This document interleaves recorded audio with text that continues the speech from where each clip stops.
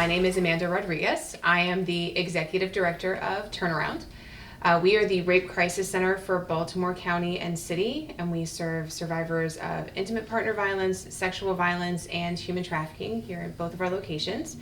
So I started this work back in 2008. So I was in law school actually, and my husband is an immigrant from Argentina. We were not married at the time, but I was very interested in immigration law because it was an area of law that we were actively working in to solidify things for us as a couple.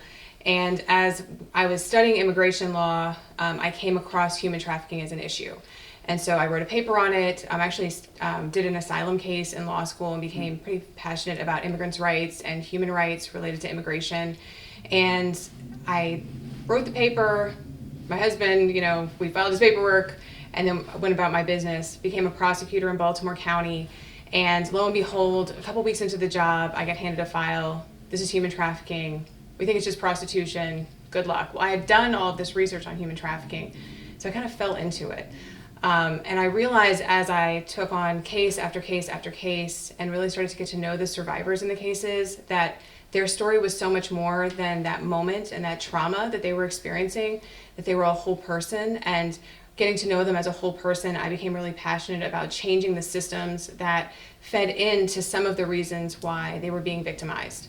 And so part of it is, our criminal justice response, some of it is our social construct. And so I started to work in policy related to human trafficking and domestic violence. I had an honor of doing that on a statewide level for a couple of years. And then I got a call to come and serve here at Turnaround, serving victims directly. And there is no greater privilege than being able to walk next to survivors every single day and help them realize their true intrinsic worth and empower them to make the right decisions for their lives, and help them make choices so that they can move forward beyond a trauma. So that's what we do every day here at Turnaround, and I feel lucky to get to work here.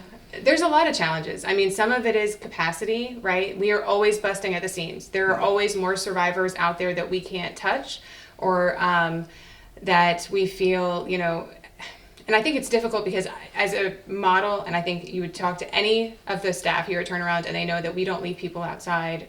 We will always figure out a way to serve. But that means that when people come to us, and for example, during COVID, when the numbers went through the roof, you can feel the pressure of that and the buckling of the agency under that pressure of what the community need truly is. And so how do we make sure that we have the staffing in place to support the community need, and that requires money and community support. And so you have to be external and building that while also serving those that are here. And so that is just a huge challenge, and it's something that we don't talk about enough as a community. Like Turnaround is a part and parcel with all of the other things that are going on, including violence in our community. Like those that we serve and the difference that we make will make an impact there. And so how do we have these conversations in ways where domestic violence and intimate partner violence, sexual violence, all of those things become part of the conversation, so that we can make sure that we are stopping and preventing different types of violence from ever occurring. And the reality is, if Turnaround can become strong so that we can be present in our community and assist in preventing violence, imagine the difference that can make long-term for our community.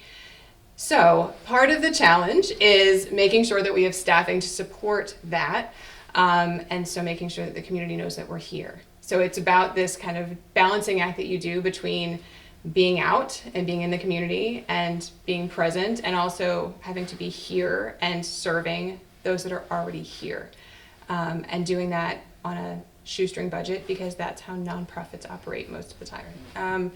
So our demographics of those that come to us very much mirror the demographics of our community at large. So depending on where you're coming from in Baltimore, whether it's the county or the city, wherever that is, whatever that makeup is of the community, that's what the community that comes to us looks like. We do serve a lot of individuals that are up below the poverty line, and we serve a lot of individuals that are people of color. But we are an agency that is very much open and accessible to anyone that needs us. We serve children as young as 2, and we serve adults, we serve men, we serve women. And so the concept is that if you need us, we are here. The things that folks have faced in their life that get them to this point, it's an interesting question, because what I would say is that abusers abuse because they are focused on power and control. And so an individual may have vulnerabilities to becoming a victim. There may be things that have happened in their life that make them more vulnerable to victimization. But in the end, the only person that's responsible for abuse is the abuser. And then to kind of walk a survivor through the process, a survivor is going to come to us in two ways. One is by an intake process or through our crisis response process. So if it's the middle of the night and maybe law enforcement is called, or somebody needs immediate help, a violent incident has just occurred, they need to get out, they can call our 24-hour hotline, which is 443-279-0379. And that will initiate a process with crisis response that can get them into emergency shelter, and can also put some other safety measures in place for that person and their family. If they go through that process, they're kind of taken into all of the other services that we have through that realm or through that avenue. If they come in through intake, what that's going to look like is they're going to call, they're going to have a scheduled intake. It can be virtual, it can be in person, and they'll meet with an intake coordinator who will assess all of their needs, and then we'll connect them with the appropriate agency or the appropriate service within the agency. So that could be individual or group counseling, it could be case management, it can be advocacy, it could be legal services, it can be economic empowerment services. So they could really access a wide variety of things. We like to think of ourselves as holistic and comprehensive. Sometimes it's as simple as like you just need a resource, right? You just need something to connect you to the next step. Or maybe you'll be with us for years, but the reality is there's not a cutoff date for our services. You can walk with us, we'll be with you for as long as you need us. It just may be that the way that the services are offered looks a little bit different. So the real big picture here for us is that we want to be just as accessible as we possibly can be. There are very, very few barriers to getting services to turn around. So it was a really interesting period for us in COVID. So I started December of 2019. And that was, that's a transition for an agency just to begin with, right, to have a new executive director. And then literally it was my 100-day mark when the governor closed schools. And so at that moment, we had to reassess as an agency. I remember sending emails being like, does everybody have a laptop? Does everybody have internet access at home? Like, we're all going home. It was just it felt like the whole world was kind of just shifting underneath us. And so the staff went home and the phones went silent. And as someone that serves survivors, that was terrifying for us, because that silence meant not that violence wasn't happening, but that folks did not know how to get to us. So we started to go very big in terms of visibility, and through the amazing work of our community engagement team, we pushed out as much on social media as we possibly could. And then suddenly in April, those numbers just skyrocketed. And by October, we were seeing triple the numbers that we normally would see in that time period in terms of those calling our hotline and seeking services. So we've continued to see them be double. That number has not decreased to normal levels yet. And we're continuing to see in most of our services, they are well above normal range for what we would expect, depending on the time of year, because it does ebb and flow depending on the time of year. In terms of the why, I think there's a lot of reasons. And I can give you kind of qualitative information, things about like what I think. We don't have anything that's like hard and fast. We know this is why this is happening. The two, I would say, like populations that we saw the biggest increase, one was domestic violence survivors. So those seeking services from us for the first time, whether or not it was the first time that violence has occurred in their home.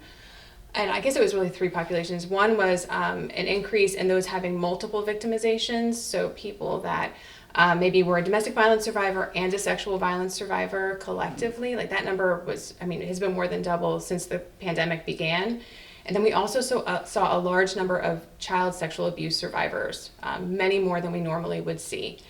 And so for all of them, I think part of it is obviously the isolation and being at home. It's just ripe for abuse, the stress of being at home and being locked and not knowing, what's coming next. And then also the reality of that financial insecurity can cause a lot of additional stress. And we know that that can be a factor in domestic violence in particular. And so all of those are factors that I think led to additional abuse. I also think for us, the visibility piece led to more people knowing about us and more people reaching out. Because I think at some point you would see the numbers drop if that wasn't the case, and we haven't seen that. So I think it's all about partnerships and collaboration for us, and we've been really lucky that the state and the city and the county have all been, really wonderful partners in terms of, we sit on multiple task force and working groups to working on this issue. We're funded, in part from state funds and county funds and city funds. And so I think that it really is about, continuing to support the work at the levels to which we have always seen them supported, and even understanding that now that we're seeing more violence or more clients coming in, that we need to make sure that we're continuing to elevate that funding. The other thing that I would say is that, and as I said earlier, violence is violence. And so when we start talking about how can we make a difference, we have to include sexual violence and intimate partner violence, especially witnessing intimate partner violence for children, as part of that conversation, and include groups like ours in those early conversations. Because the reality is, if we want to stop gun violence, for example, part of that conversation has got to be preventing sexual violence and children from witnessing intimate partner violence in their communities from an early age. We know from many studies that that does make a difference. And I think from a government level, that has to be part of the equation.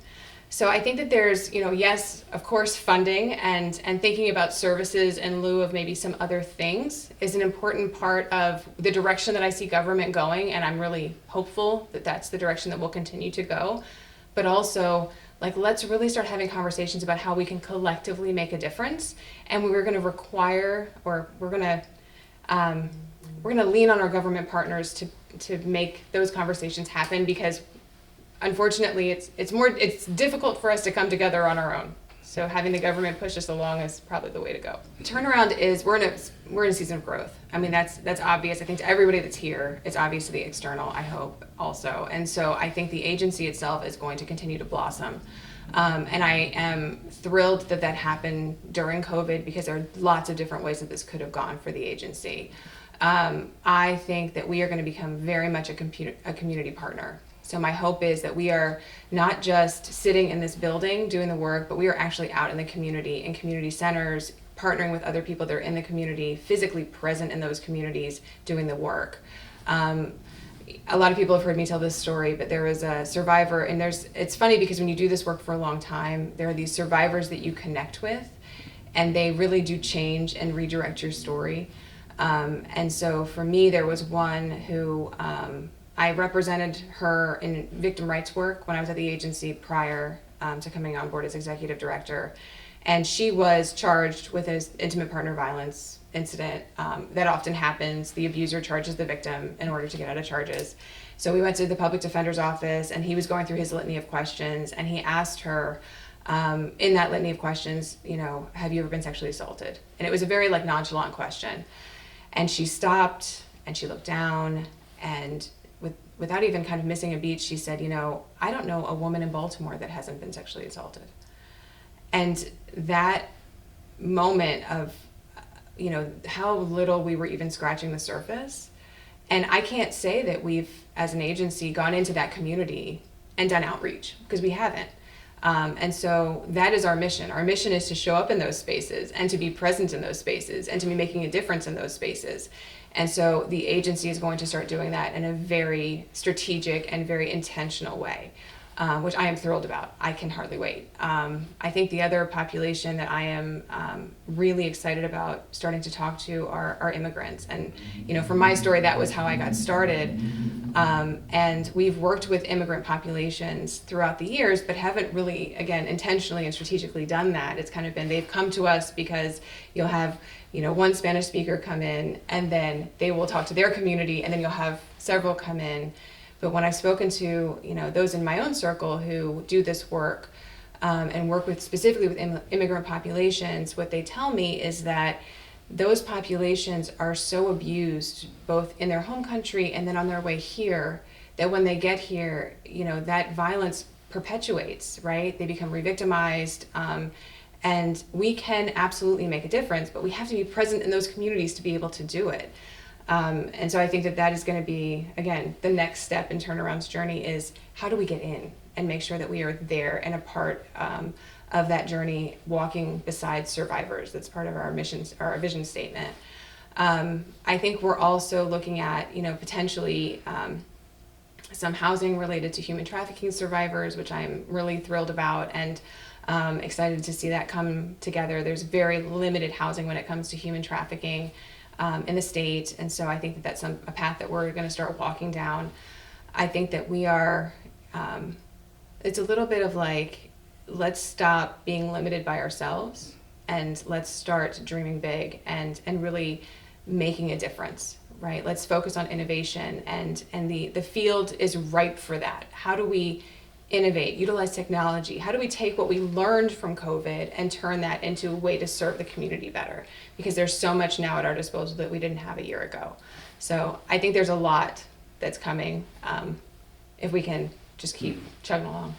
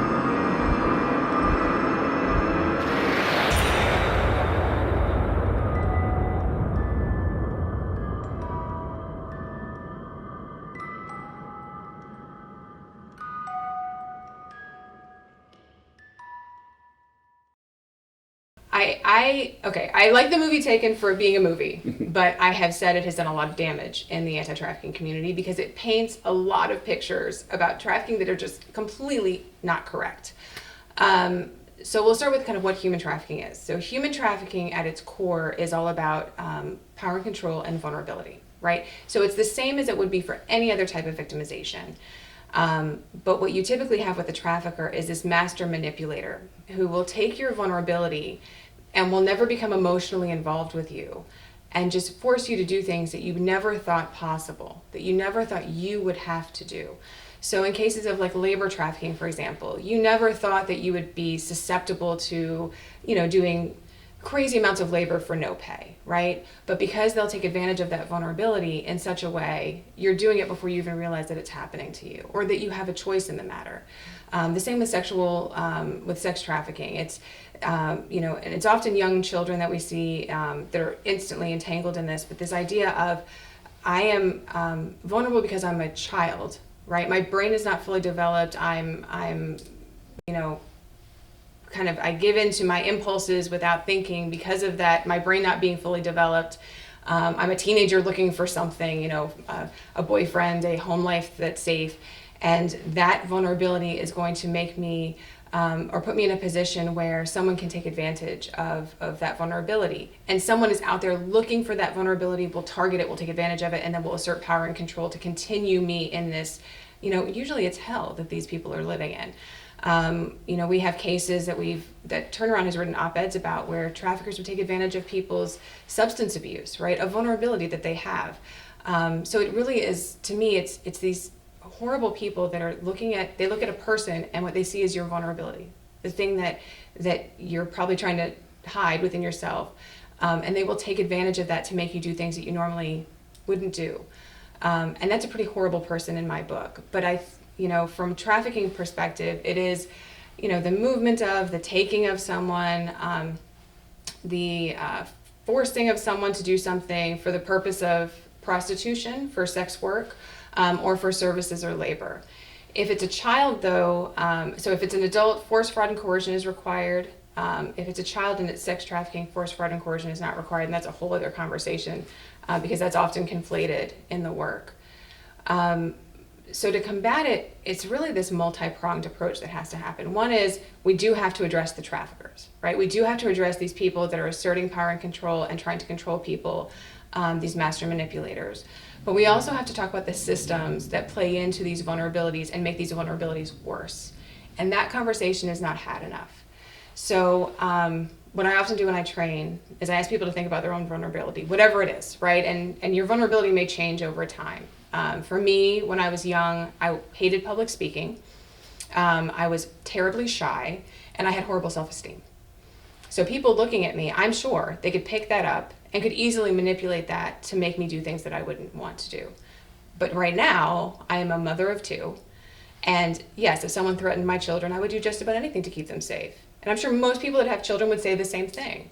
So it's easy then for you to connect yourself with a victim who maybe their vulnerability is their immigration status, or they're poor, right? And so they just want to eat, or they don't have a place to lay their head, or they're, they are a child that is homeless. So they literally have nowhere else to go. And so all of those things are things that someone is literally looking at to manipulate. So as a society, we can say, we're going to fix those things. We're going to make sure that children have a place always to lay their head. We're going to make sure that our kids are always safe. We're going to make sure that we deal properly with substance abuse, that we deal and help our impoverished community stand up on their own. We can do all of those things as a society and deal with the traffickers. And then you're really dealing with the vulnerability, so there isn't a supply for trafficking, and you're going to deal with this horrific person that would actually think that it is okay to manipulate that vulnerability. That's how you deal with trafficking. There's also this whole demand conversation, which is a whole other kind of beast in the world, in the anti-trafficking world. But I think for me, it's a lot about choice and about empowering people so that those vulnerabilities, like as a society, we can stand up and say, right, that we are going to address those things. We just at this point have chosen not to. Trafficking, we can always point point our fingers at other people and say it's everyone else's problem. But the reality is a lot of the time, there are things that we can do to make it better today, and they're not even that so far out of the realm of possibility that they become difficult for us to conceptualize. Like, we can make a difference. And at Turnaround, our kind of the model that we embrace is empowerment. So how do we instill self-esteem and the goals that these people have for themselves? How do we bring down those vulnerabilities so that people can go out and make choices and decisions for themselves and feel strong in themselves? So they're going to be less likely when they are approached by a trafficker to feel the need to connect there. But on the other side, right, if something happens and they're pulled back in, how do we make sure that they then connect back with us? And that's really important to us too. Like, it may be a part of the process that trafficking occurs again, or re-trafficking, or that re-traumatization, but how do we make sure that person feels secure enough that when they decide that it's time to step out, that they can? It's all about choice and empowerment, and as a lot of people don't know. So a lot of people don't realize that they're being trafficked, and it's part of the problem, right? Because the society, and I've had this question come up even in jury trials, where they're like, well, she didn't come running out of the, or running out of the apartment, or she was sitting next to a phone in the hotel room. Why didn't she call the police? Because she didn't even realize she was being victimized, or he didn't realize he was being victimized. So trafficking and it's usually a process that takes place over time. So there's something that is called grooming that happens, and it's similar to sexual abuse, right? So there's a period of time where you're building a relationship with your trafficker, and it can look like a friendship or a business kind of agreement that's happening. It can look like a familial relationship, maybe an auntie or a daddy, a father figure. It can look like a boyfriend and girlfriend situation that's happening. And as that relationship continues to build, then something is thrown in. Kind of there's like a test, right? Of like, will you go to the strip club for me? Do this for me, do this for us. And that test will kind of be this first step, this first moment into kind of that place that you weren't quite sure you'd go. And that step, and then the next step, and the next step, and the next step, right? And so the relationship is there. You think you're doing it for this person. You think you're doing it together, and you don't realize that you're being victimized, or that this person doesn't have the same affinity for you that you have for them, because you built a relationship over time. So that doesn't make sense, that this person doesn't love you in the way that you love them, or doesn't feel connected to you in the way that you feel connected to them. So things to look for are, and I'll talk specifically about sex trafficking, right? So are you giving your money to someone for engaging in sex work? Are you giving your money to someone else? Is someone asking you to do this for them and not expecting it of themselves? Do you at all feel forced to do it? Could you say no? What would happen if you walked away? And if you have to pause and say, I'd get beaten, I don't know, like that in itself is your answer. If you don't know what would happen, if the answer isn't just, if I walked away, they'd say, have a great life, or they'd cry a little bit and then say, have a great life, then that's your answer. The other piece of it is, did you know that this is what you were getting into when you were getting into it? The other part of trafficking that's important is that fraud piece, and it's a criminal element of the crime. And so if you were being told one thing, but it ended up being something else, that is trafficking. If you feel, if you were promised a better life, and then ultimately what you're getting is not any better than what it was before, that's a fraud. So is it getting better? Is it getting worse? Are you getting abused or beaten or hit? Is someone setting a quota for you? Is there an expectation of how much money you have to make every night? Like that in itself is coercive. So if any of that is happening connected to commercial sex, and commercial sex is broader than just prostitution, so it can be stripping, it can be pornography, it can be connected to an app, right? Or and I'm like completely behind the times on some of these new apps, but if you're online and someone is forcing you to do things, or you feel forced to do things, or something bad will happen to you, that could be trafficking. And in any of those instances, you can reach out for help. And if you don't know, you can still reach out for help. And, we will, or someone else will talk you through, and just see if there's some way for us to intervene or to give you choice. The whole thing here is you should have a choice in what happens to your body. So the doc gave you prescription meds. Use them as directed and you're good to go. Misuse them and things can go south, fast. It's easier than you think to cross the line. Maybe you take a few extra pills, thinking you'll get your boots on the ground faster. Or mix meds with alcohol, or use a leftover prescription, or share meds with a buddy. And misuse can quickly turn into abuse when you take meds just to get high. Random drug tests don't lie. If you pop hot, you could be looking at a discharge, loss of benefits, and worse. There's a lot to lose when you misuse. So take your prescription drugs responsibly. It's a thin line between use, misuse, and abuse. Don't cross it. Learn more at armythinline.org.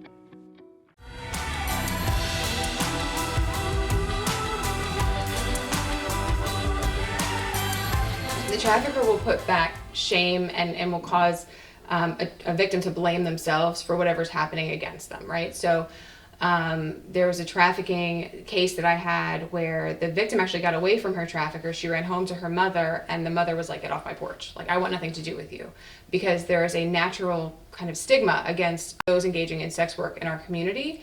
And that stigma can cause survivors to feel forced to go back to their trafficker, or to go back into the life. And so the trafficker will utilize that stigma and that shame. So traffickers will put criminal responsibility on their victims, especially if those victims are something called a bottom girl, which is the, if you think of it as a hierarchy, the bottom girl is often seen as kind of the top of the pyramid. They're the ones that are often given the most privileges, but they're also sometimes the one that will inflict punishments on the girls, or the victims in the cases, or they will be the ones that will do some of the other criminal acts. So they'll place the ads, or they'll rent the hotel rooms. So when you start thinking about it in context, though, the bottom girl in those situations is often the most victimized, because they're still engaging in sex acts, they're still engaging in sex work, but they're also then taking the criminal liability away from the trafficker. So the trafficker is going to continue to remove him or herself from as much criminal liability as he or she possibly can. So there's all kinds of defenses. There's it wasn't me, right? It was her decision. She made the decision. I had nothing to do with it. It can be that this bottom girl, right, is the actual trafficker, not me. So there's a lot of it was her choice to do it. I was just a protector. I was standing outside, keeping her safe as I was, standing outside the hotel room with a gun. No, you weren't. You were not keeping her safe. You were actually probably, going to punish her or punish the buyer if something went wrong. There are, I think the shame and self-blame for me is a big one, because it's one, again, a society that we can actually make a difference in, because if that stigma is gone, that's something that we can, that's something the trafficker can't use as their victimizing. So it will be, she's just a sex worker. So there's lots of cases that we've actually had where they end up coming down to like child custody cases. The trafficker will appear as though he is a businessman, right, and is doing relatively well for himself. He'll have lots of money. The victim in the case may be suffer from substance abuse and have no money. And so, but she potentially is a victim of trafficking. And so when you look at them side by side, who in that case are you going to believe, right? Who are you going to give that child to? And so it is about kind of the portrait that we paint of people with broad brushes in our society, and the stigma that attaches based on just that connection to sex work or to substance abuse.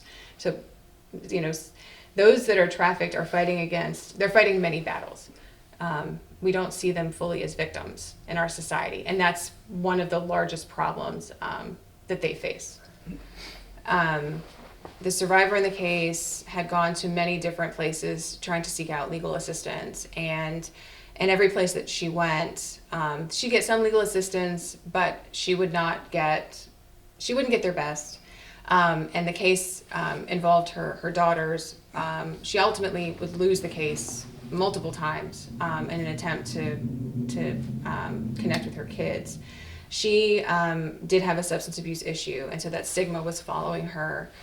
And the case in itself was really horrific. And some of the hardest things that I think as someone that has prosecuted cases, has had to listen to and endure, and then also someone that has worked with victims, right, and survivors, and has done this for many, many years.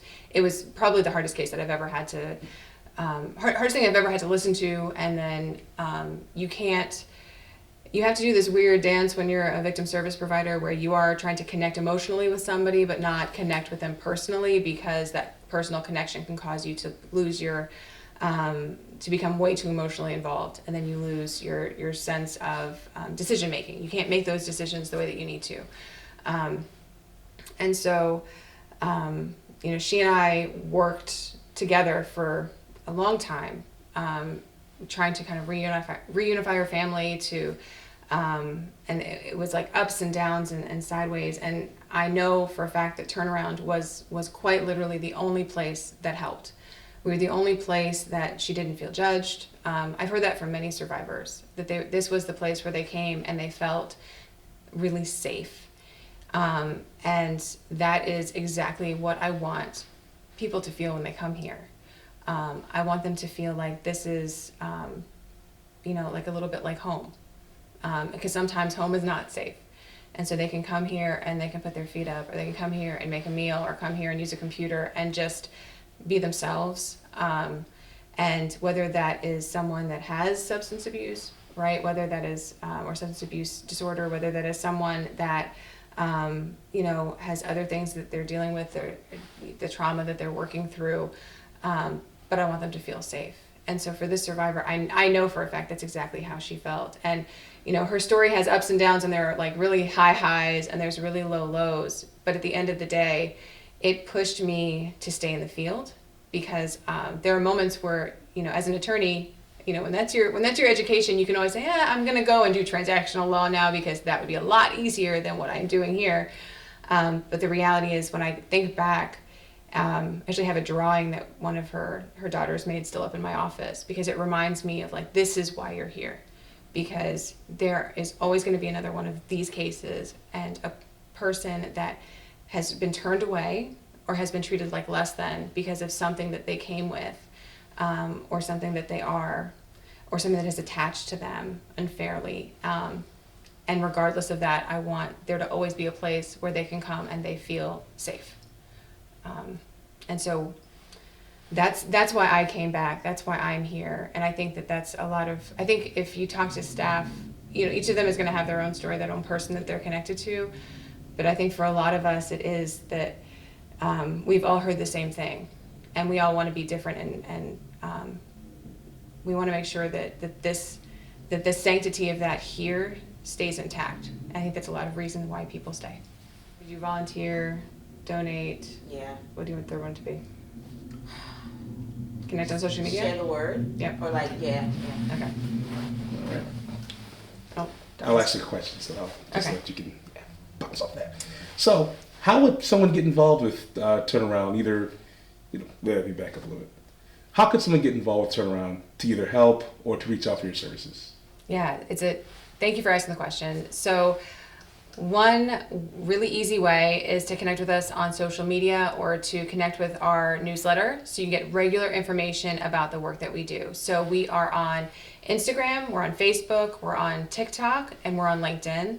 And we push out content regularly. Some of that is connected to education and learning about the different issue areas that we work on, which is really important to stay informed because there is just so much in the field that is changing, and also making sure that you're educated so that when things come up, you know what you're seeing. The next is to volunteer. So we are always seeking volunteers. We always need more help. We talk about the capacity that we need internally, and a lot of that is reliant on people in the community coming and volunteering with us, whether that's, doing office work, answering a phone, helping with our fall fundraiser. Like, there's all kinds of things. We have this incredible volunteer who does our pantry, for example, and she doesn't want to work with clients. She just wants to make sure that pantry is full and clean, so when someone comes in, it is ready to go. And so you can do things like that. The other thing that is always needed is donations. And so if you are in a position that you can give, we are an agency that is very reliant on our community giving so that we can continue to pour into the community. And so there are lots of ways to do that. The easiest is through our Facebook, which is through our website, which is turnaroundinc.org. My name is Caroline Dado, and I am the Outreach Advocate here at Turnaround. If you would like to help out, a simple thing you can do is just reshare or repost some of our content on social media so that people know who we are and how we can help them. And to learn more, you can go to turnaroundinc.org.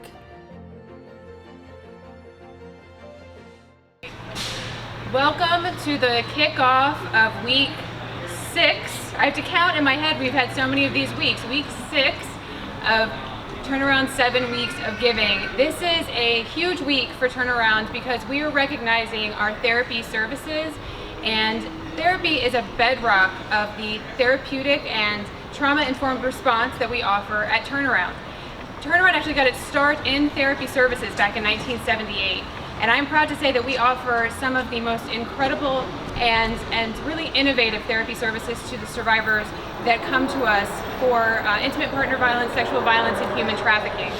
You're going to hear more about those therapy services from some of our staff, but I wanted to take a minute and just recognize the incredible hard work of our team members at Turnaround for the work that they put in during the pandemic, for the hours that they put in to make sure that every survivor that needs therapy has access to mental health support, to those crisis appointments that happen in off hours, sometimes giving up lunch, sometimes giving up those admin hours, the time that they have to just rest, to make sure that services are needed and given to the most critical, most vulnerable that come to us in those critical moments. And so therapy is, again, a bedrock of what we do, and is such an important part of ensuring that a survivor is on those steps towards turning their life around, toward healing, and really empowering them to take the next steps in their journey.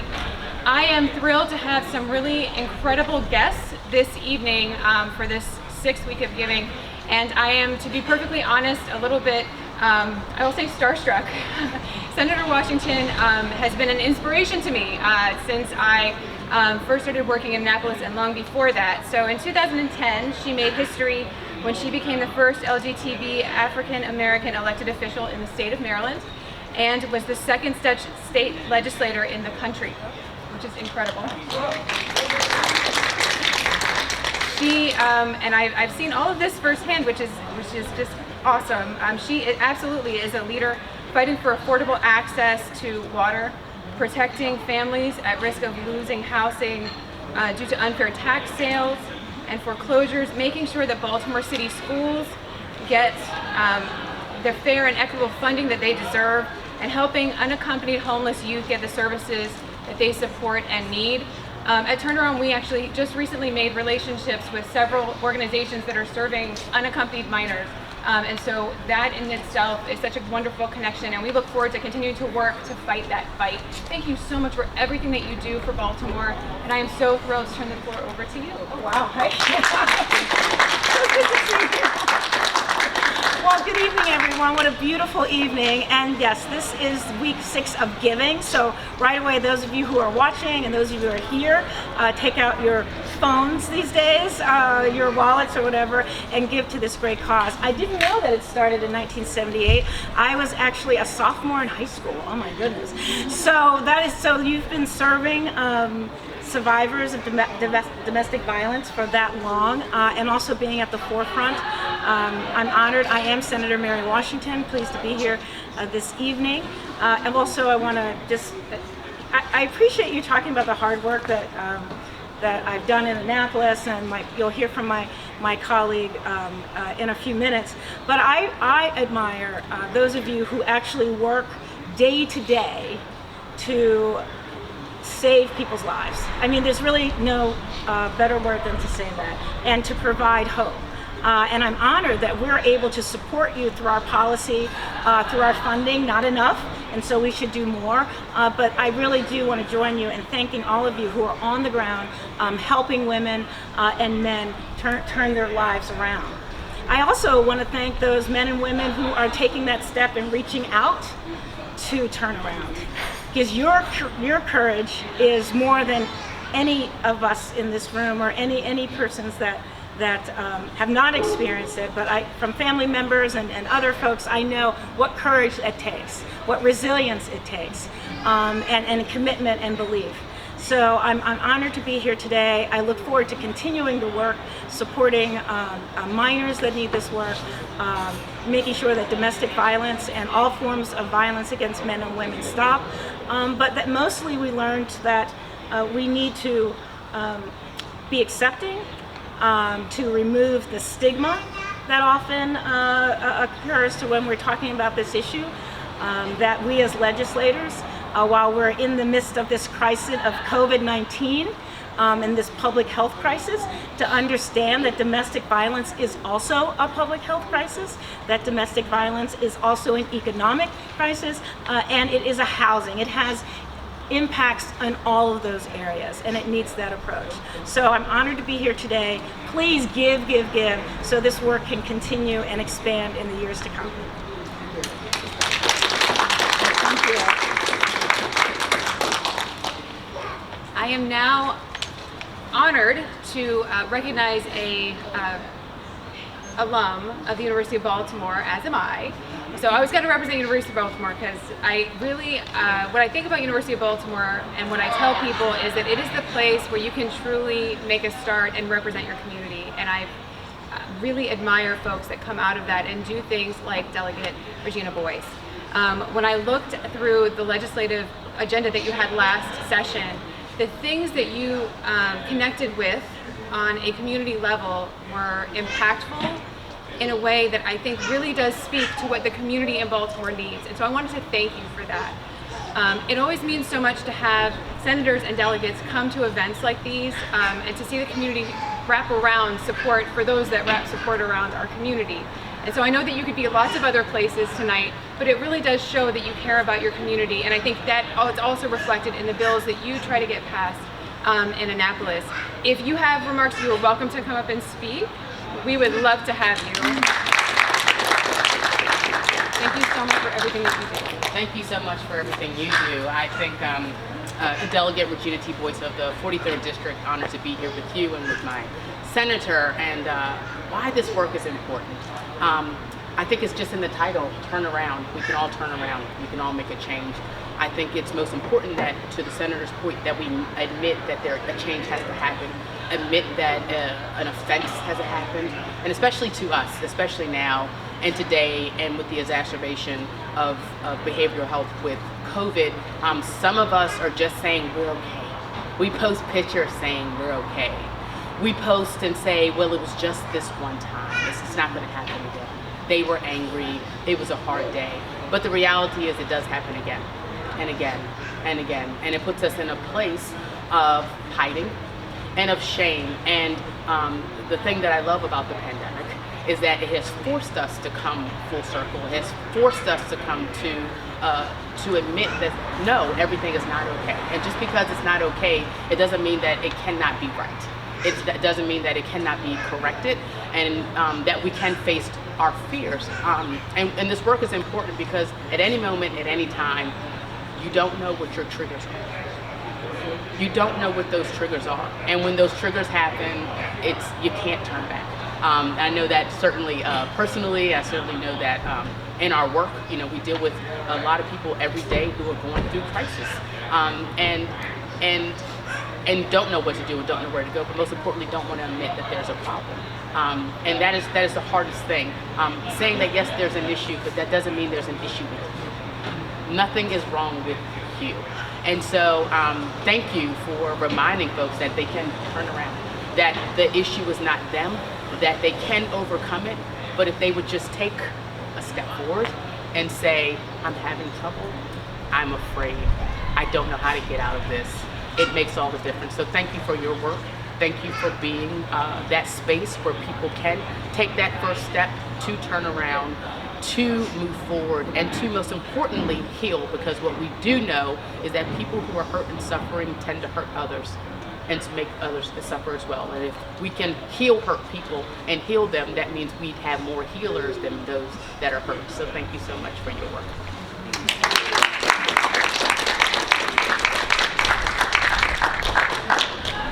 Tonight we are also very honored to recognize Care First, who is a sponsor of this week of our 7 weeks of giving. And I want to introduce Oleg Tarkovsky. Awesome. All right. I feel like I've done my duty tonight and I am now done. All right. So Oleg is the Director of Behavioral Health Services at Care First. It's Baltimore County? All of it. All of it. Wow. That is really incredible. That is a big job. Providing direct management and oversight to all behavioral health services to include all functions of behavioral health care management and the programs and services that support behavioral health and substance use disorder patient care populations. So clearly connecting to the therapeutic services that we're talking about at Turnaround. Oleg, I would love for you to come up and talk more about the services at Care First, and certainly the connections to therapy, and why you decided to give Turnaround. Thank you so much. First and foremost, thank you very much for everything you guys do. Without you, I don't know how the folks that get these services would get through what they're going through. Before coming to Care First, I've worked on your side of the fence, so to speak. I was a provider. I'm a licensed therapist myself. I still hold a license, and I still supervise many licensed clinicians today. And so I just want to give huge gratitude to what you guys do every day. At Care First, we have over 3.5 million members that on daily basis could potentially struggle with behavioral health needs. And when they do, we're here to help them.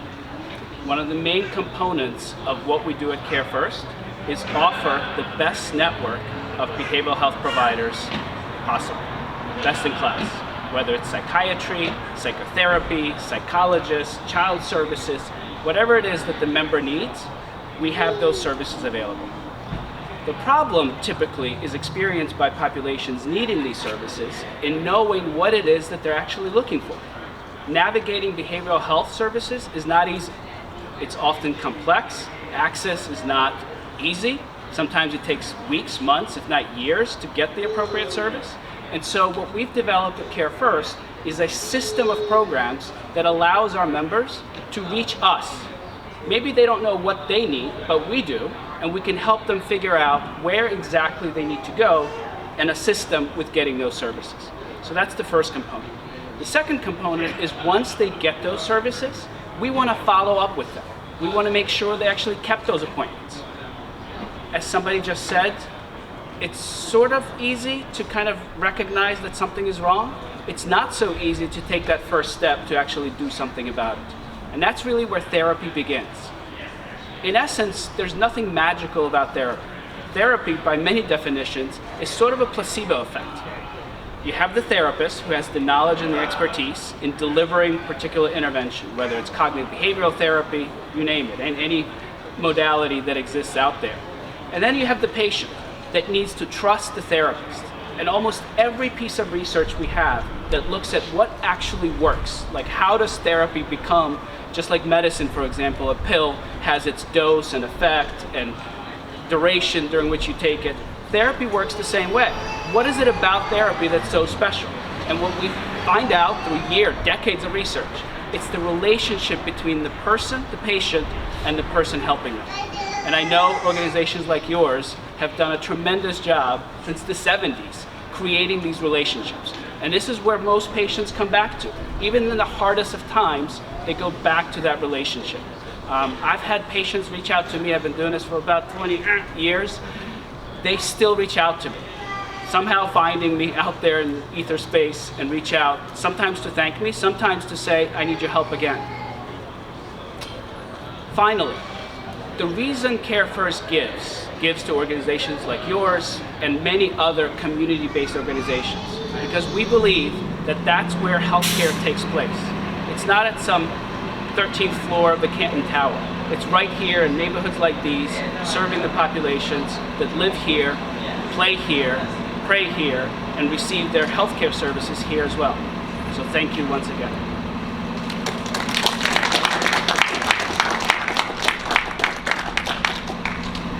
I am thrilled to introduce a staff member at Turnaround to talk about the therapy services that we provide.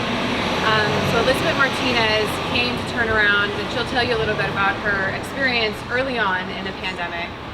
But Elizabeth came to us and started providing those services and started overseeing some clinicians.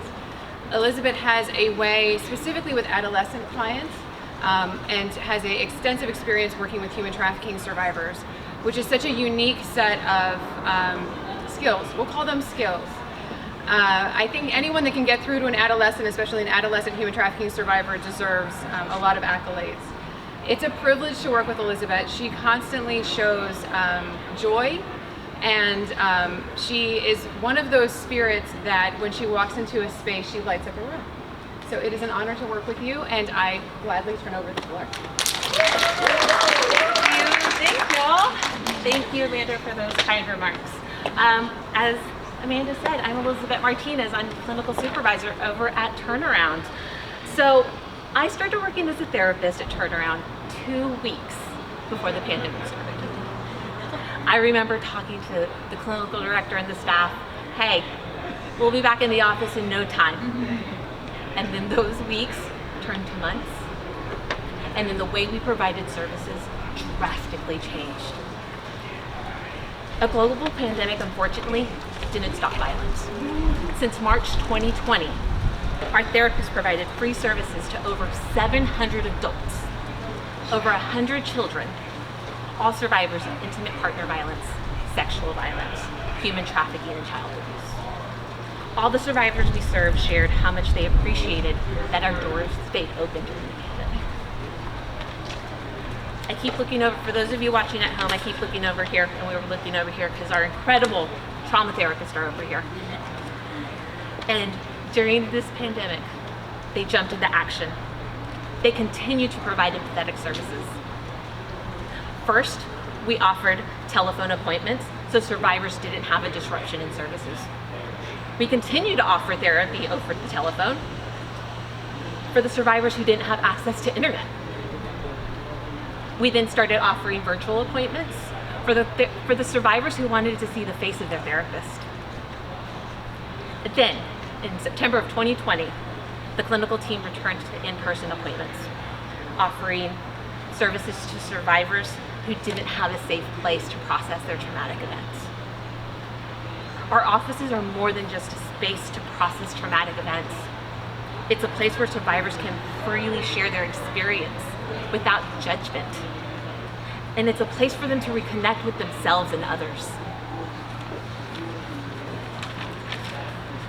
Also, I think what everyone has mentioned is during the pandemic, what we learned is access to mental health service is vital. At Turnaround, we want to continue eliminating those barriers, and we want to offer accessible services to help survivors through their healing and recovery. So, your contribution during 7 weeks can not only impact the survivor learning how to manage their new normal, but also help that survivor's partner, parent, child also navigate through the new normal. So, everyone can do one thing. It can be telling one person, making one phone call, resharing one social media post to let your friends know about Turnaround and how it can support survivors. So thank you, and just do one thing.